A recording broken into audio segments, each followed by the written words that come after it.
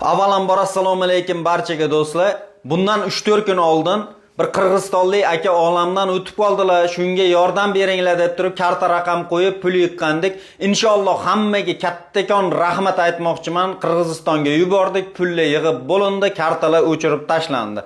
Lekin ba'zi bir mashinnik ifloslar chiqyapti-da, shu videoni qo'yib, o'sha bolaning o'lgan rasmlarini qo'yib, yana pul yig'ib yuribdi. Ishonmayman bu videoga do'stlar. Bular mashinnilar, sodda musofir xalqim shu videolarga ishonib yana kartalarga pul tashlab yurmayna deb turib shu videoni qilyapman.